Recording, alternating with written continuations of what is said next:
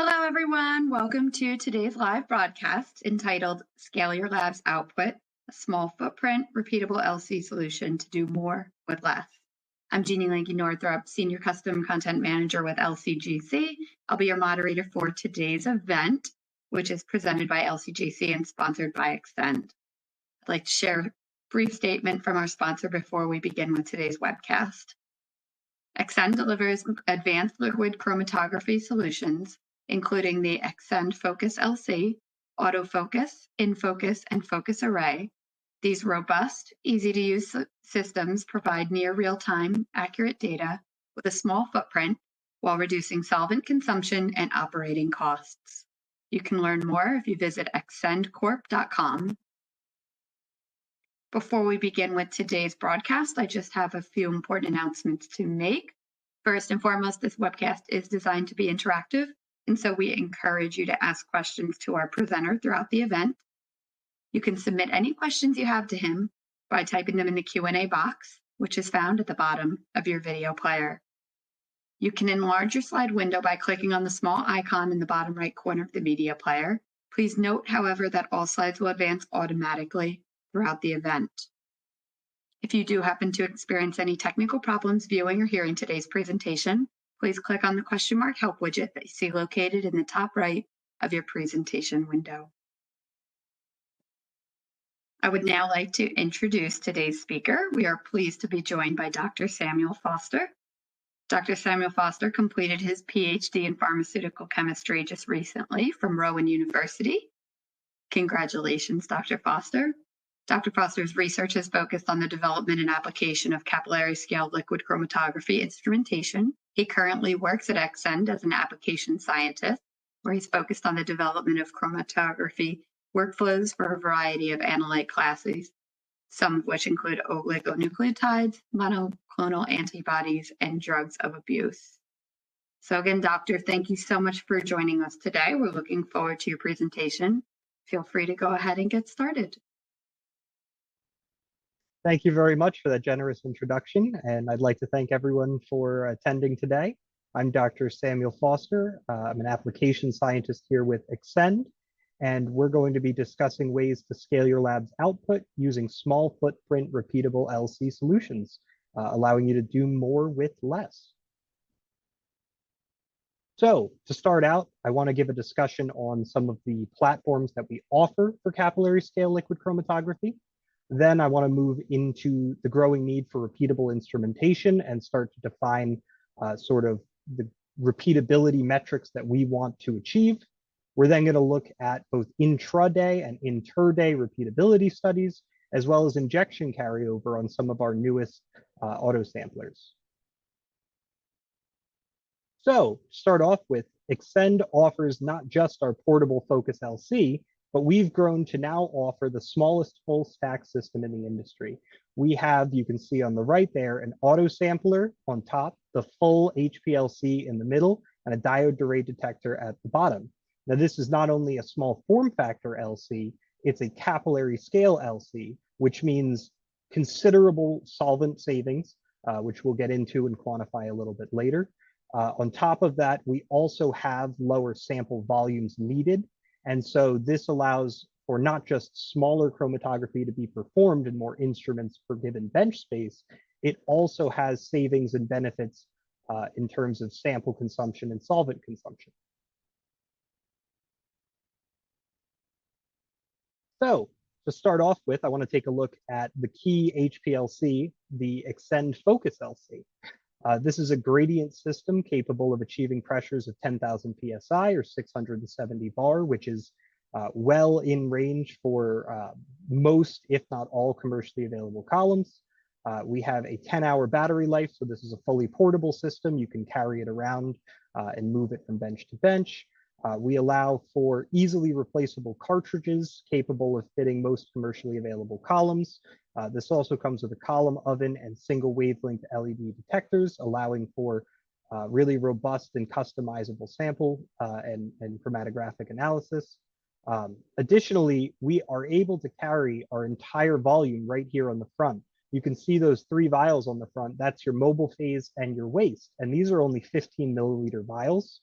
That being said, because of the capillary scale flow rates, these vials will last a considerable amount of time. In fact, most of the time I'm changing them out because they've gotten old rather than they've actually run out. And so it's a big shift from the liter vials on top of traditional big box LCs down into these 15 milliliter solvent vials. The HPLC isn't the only thing that we use. We have the Extend in Focus. This was designed for continual process monitoring and online reaction monitoring. It allows for some pretty robust sample handling and various different sampling and processing techniques. It allows for online filtration. We're working on dilution and reaction quenching. And so this is a solution for an automated workflow if you want to continually monitor a reaction batch. And because it's capillary scale, we're able to draw up only very small microliter aliquots of sample to perform these separations with. And so this is a very versatile and very robust sort of sampling system for really long, continuous and automated processes. Next, this is one of our newest products. This is the Extend Autofocus. This is a fully customizable auto sampler. It allows for the standard 96 well plate as well as a well plate of 42 milliliter vials. It has very robust and repeatable sample handling with very low carryover, and we're going to get into some quantification and some carryover quantification of that later on in this talk. Additionally, it's temperature controlled. We're able to get samples down as low as 8 degrees Celsius. So we're compatible with a lot of the existing methodologies and existing workflows. Finally, our last product is the Extend Diode Array Detector, the Focus Array. This is the only DAD for capillary scale liquid chromatography. This system is great because rather than the traditional single wavelength cartridges that we offer, this allows for full spectrum analysis. You're able to perform changing wavelengths, collecting the spectrum mid-run to allow for peak identification based on spectrum, or potentially for different wavelength ratios or absorbance ratios to process potentially unresolved peaks. And so this puts us now on par with the traditional full stack HPLCs at a much smaller and capillary scale form factor. Now, I've mentioned a bunch of times just that this system is a lot smaller in terms of bench space, but this really kind of shows how much smaller. So on the right there, we have our autofocus and focus LC stack compared to a big box legacy LC. And already you can see that size-wise, it's much smaller, but it's also much lighter. That full stack weighs about 30 pounds compared to the 116 pounds of the big box legacy LC. And so this offers a level of portability where, rather than say revalidating a method on a different instrument, if you had to bring it to a different lab, you could simply bring the entire system with you and skip the need for that revalidation. Additionally, because we're in that capillary scale, we can cut our flow rates down by a considerable amount. We typically operate anywhere from 1 to 10 microliters a minute. For analytical scale, we're typically operating between 0.1 and 5 milliliters a minute. And so we're talking about very, very dramatic reductions in overall solvent consumption. We tend to use columns between 0.15 and 0.5 millimeter ID rather than the analytical scale 1.0 to 4.6 millimeter columns. And we also tend to use less total sample, right? We tend to do anywhere from 4 to 40 nanoliter injections. I've gone as high as 1 microliter injections. Whereas on the big box legacy LC, we tend to start at 1 microliter injections and really only go up from there. And so not only are we saving solvent, but in sample limited, where you have a very expensive sample or don't have a lot of it, this also is very, very useful because you can get more injections out of a single sample. I've also mentioned a little bit about how capillary scale has these solvent savings, but this, I think, really hits home just how dramatic those solvent savings are. We had a collaborator over at Merck who did a study, and with their traditional big box HPLC running at 0.8 milliliters a minute for 8 hours a day, 5 days a week, around the whole year, they generated about 100 liters of total sample. If you took that same method, scaled it down to the capillary scale and performed it on the Extend Focus LC, you're able to do it with only about 200 milliliters of sample, which if we look at the total costs for those two, we go from $28,000 to $27. So it is a dramatic reduction in overall cost, in overall solvent consumption. It's a much greener technique, but I think for a lot of the business people out there, it's a much cheaper technique. And so that's really one of the key benefits of swapping to this capillary scale. Now I want to take a side bar to look at what it actually means to have repeatable instrumentation. I think the word repeatability and robustness gets thrown out a lot, and so I want to take a second to sort of define those and define the goals of what we're actually trying to achieve and what we're trying to demonstrate with this instrumentation. So ICH guidelines define precision in 3 different levels. They define it as repeatability, which is a single sample run by a single analyst over the course of about a day. Then we have intermediate precision, which is if you take a different analyst and have them prep the samples themselves and run it over multiple days, that would be intermediate precision. And then reproducibility is having multiple analysts across multiple different laboratories perform the same sample preparation and the same analysis. We aren't necessarily going to look at the reproducibility, and we're only going to sort of dip our toes into intermediate precision because a lot of the need to prepare it with different analysts comes from validating a method and a sample preparation method rather than validating the actual instrument performance. And so in this case, we're just doing runs over the course of multiple days, but performed by a single analyst. Now, how repeatable is repeatability?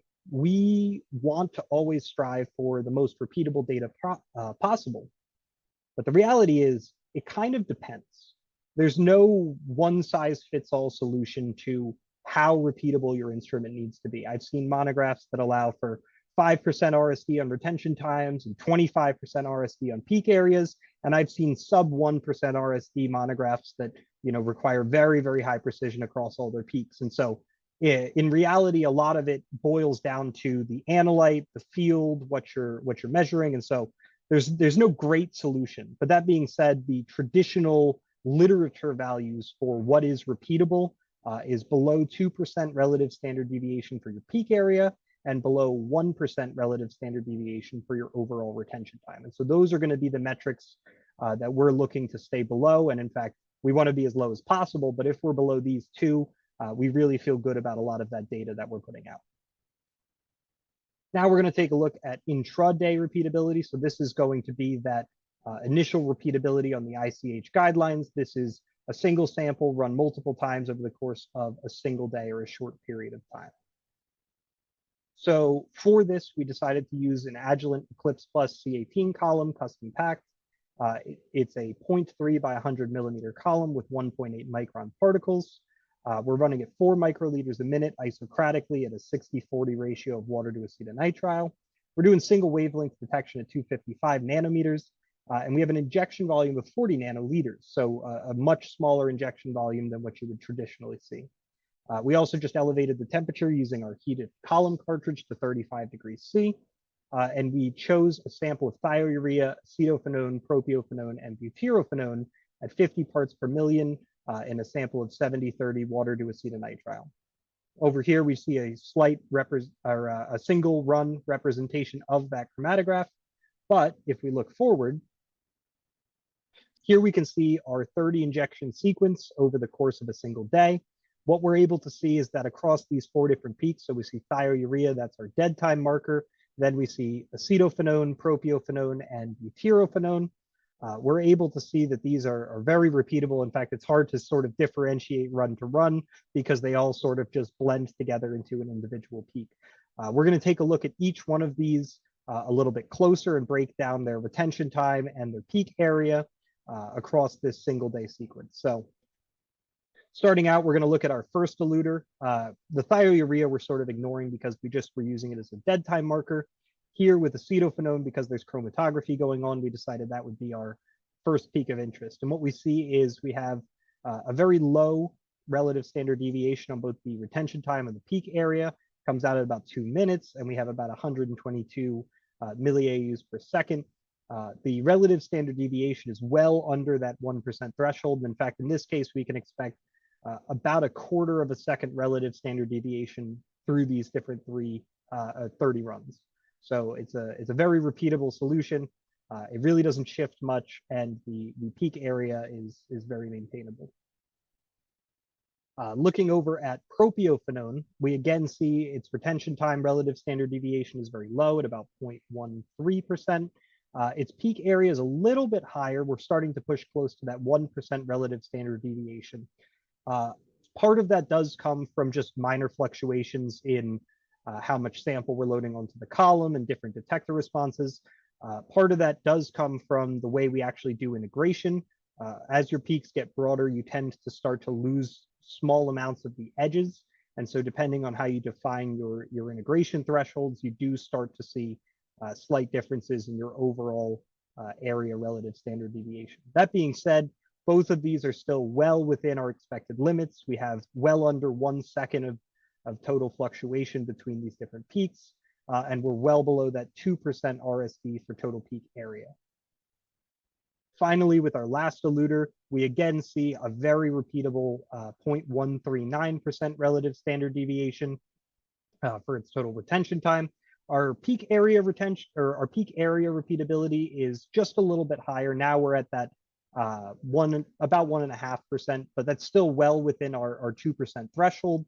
And again, a lot of that can boil down to slight variations in injection, slight variations in where we define the integration limits. So overall, we were very, very happy with this data, as we were well below what we wanted, and we saw really repeatable chromatography. Going forward, though, no experiment is performed and run entirely in one day and then never touched again. So we need to make sure that our system works over the course of multiple days. And so we took this same separation of these 4 components, and we performed it over the course of 3 different days, running 5 runs a day. And so the data you're going to see is sort of the summary of 5 different runs across these 3 days. So here we see our 3-day repeatability. We have day 1 in yellow, day 2 in purple, and day 3 in blue. Again, it's incredibly hard to start to differentiate these out, just because we are so overlapped, they sort of blend together. We are going to take a closer look at some of these different peaks and start to see if we are within the thresholds we expected, not just for a single day, but across multiple different days.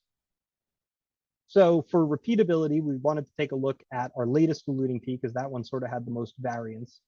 In this case, with the butyrophenone, we had a retention time relative standard deviation across a single day of 0.183%, whereas across multiple days, since we had less sample sizes, we're still below that 1%, but we're at about 0.7%. So we're still within those repeatability thresholds, but because we're only using an N of 3 or 3 different sample sizes, any minor fluctuations start to take a much larger effect. And so we were very happy with this, as we were able to see not just intraday, but inter-day repeatability. Taking a look at all the different peaks, we don't necessarily need to go day by day and peak by peak, but here we have 2 different graphs showing the retention time relative standard deviations and the peak area relative standard deviations. What we can see is that across all 3 days, we never once exceed our threshold of 2% RSD for the peak area, and we never exceed the 1% for our RSD on retention times.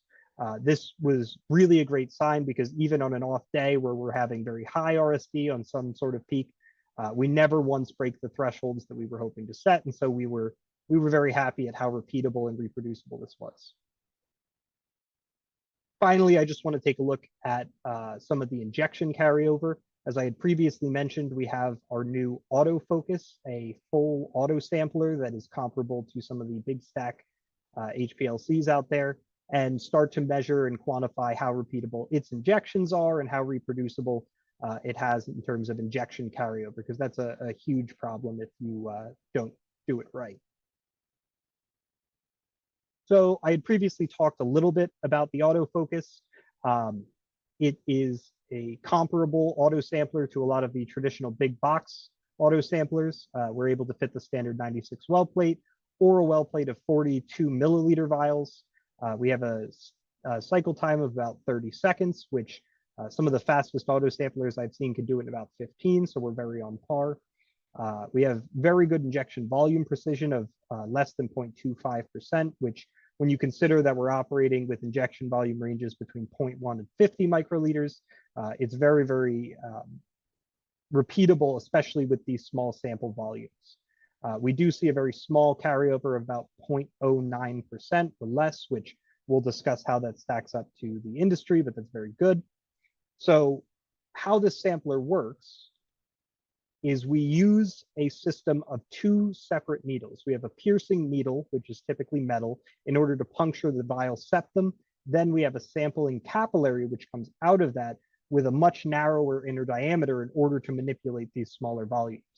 And I want to draw attention to that because while this is really effective for pulling up and analyzing small amounts of liquid, it does run the risk of large carryovers, especially if the seal between the sampling capillary and the piercing needle isn't necessarily fully complete. And so we're still in the process of optimizing this and really getting it as low as we can. But I wanted to bring up that that is a potential challenge, but that we also are able to demonstrate it isn't a challenge with what we've been able to make. So to test the carryover, and these are still ongoing studies, we took a massive caffeine sample, in this case, 1,000 ppm. You can see we're at 1,500 milliAU, so a gigantic slug, sent it through the system. And then afterwards, we injected just a blank sample. And while we still do see a little bit of caffeine in there, we are very, very dramatically different scales. In this case, we're only 15 milliAU versus 15,000 milliAU. Here's what that looks like when we stack them up. And again, you really can't see anything from the blank. And looking into the literature for guidance on what acceptable carryover limits are, in this case, we saw anything below 0.1% we thought would be acceptable. And here we demonstrated 0.09%. And so we were very happy that this showed that even though we were using the dual needle approach, we were able to really limit the carryover with proper washing and proper cleaning in between different samples. Looking back, and just a couple of conclusions we can draw from this, we're able to perform repeatable chromatography, which is a key component of method development. Our capillary scale LC systems are able to provide really considerable solvent savings compared to analytical scale instrumentation. Over the course of our single day 30 injection sequence, we fell well below the 1% relative standard deviation for retention time and well below the 2% relative standard deviation for peak area. Over the course of the 3 days, we actually fell below 1% for both the peak area and retention times, which we thought was a really promising sign. And then for our auto sampling system, we fell below that 0.1% carryover threshold, which demonstrated that we were able to properly clean and sufficiently automate that system. With that, I think we have a little bit of time for questions. So if anyone has them, feel free to put them in the chat. All right, I see one here. What is the long-term stability of the system beyond the 3-day testing period? So I don't necessarily have a specific number to give you. I will say that we've performed a number of different studies and then put them down and picked them back up 6 months or a year later, and we can overlay the chromatograms and they look nearly identical. So while I don't necessarily have a number for the repeatability after the 3 days, it's a very repeatable process. Right, the next question. How does the retention time and peak area repeatability of the Extend Focus LC compare to traditional analytical scale systems? So without naming names of other different systems, we've performed a number of different studies across various different traditional retailers in the analytical scale. There's a number of papers, one published by Mike Hicks and one by the Grinius group, discussing and comparing the stability of these more traditional big box LCs to the Extend LC. But what we do see is that they are repeatable and give very similar data. Next question. How does the small solvent volume impact baseline stability and detector noise, especially in the longer runs or low concentration samples? Yeah, that's a great question. So you would expect, because we're operating at these lower flow rates, you would see more instability in the baseline. That isn't necessarily the case due to the syringe-based nature of our pumping system. So rather than using an analytical scale system where there's a need for pulse dampeners and you tend to see some baseline fluctuations at those lower flow rates, because we're doing a syringe-based system, we're able to generate pulseless flow. And so we have very repeatable and very maintainable baselines. In terms of the signal on these lower sample concentrations, it is comparable to analytical scale systems in that you'll see the same detector response. And so it's a very comparable technique to existing methodologies. Next question, what are the limitations or challenges when scaling methods from analytical to capillary scale on this platform? Yeah, that's a great question. So we recently published a paper in the Journal of Chromatography Open, a tutorial paper on how to scale these different methodologies. Really, there is a primary concern and a non-primary concern. Capillary scale LC is still sort of in its infancy when it comes to widespread commercial adoption. And so there isn't necessarily a commercially available alternative for every column type and every phase. That being said, there is a database of column selectivities run by Dwight Stoll, which you're able to input your existing column and find the closest match available in the capillary scale. It's a totally free service to use. And so I highly recommend checking that out if your column isn't already existing in the capillary format. Beyond that, really, it's just a number of scaling factors. There's equations that we list in that paper that discuss how you would scale your flow rate, injection volumes, and gradient, volume. But overall, really, it's a scaling factor, and from there, everything sort of just you run it the same once you run it through those different equations. Right. I think we have time for one more question. I see, how customizable are the cartridges, the column, oven, and detector, and can users use third-party columns or detection modules if desired? Yeah, absolutely. So they're pretty customizable systems. The column cartridge that I showed earlier, we see it's able to accommodate columns anywhere from 5 to 15 centimeters with any number of inlet or an outlet fittings, 116, 360 OD, 132nd fittings. So yeah, you can really couple basically anything in there. In terms of coupling to your own detectors, we do have methods to couple to different mass specs. We're able to use a number of single wavelength UV LED modules as well as the focus array. We have a number of customers that want to couple to their own detectors, and we're always happy to work with that. The system is capable of doing that. And so if you have a specific detector in mind or an idea in mind that you want to try, please reach out. We'd love to see if we can come up with something. All right, with that, I think we are out of time. So I want to thank everyone for coming. Please, if you have any questions, feel free to reach out to me or visit us at extendcorp.com. And I really look forward to hearing from you. Thank you so much and have a good one. Thank you so much, Doctor. With that, we are going to wrap up today's discussion. I know there are quite a few questions still in the queue from our audience members that we haven't addressed live. Fear not, we'll be reviewing and responding to those questions after the broadcast concludes. So thank you to our audience members for your participation in today's event. I also want to thank our sponsor, Extend, for making today's webcast possible. And as we do conclude this event, we'd just like to ask everyone in the audience if they wouldn't mind participating in a brief survey. The survey will appear on your screen just after today's presentation has concluded. You will also receive an email alerting you once this webcast is available for replay. We invite you to forward the announcement on to any colleagues who missed today's live event. So again, thank you so much for everybody for joining. We hope you have a really great rest of your day. We hope to see you again soon. Goodbye.